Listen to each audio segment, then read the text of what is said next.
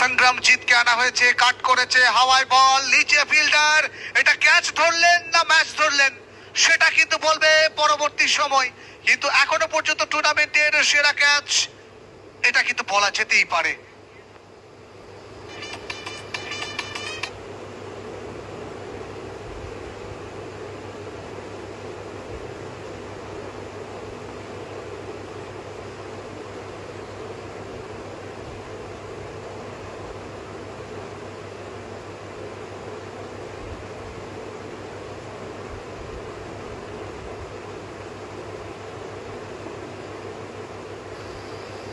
ওখানে মালিঙ্গা ছিলেন,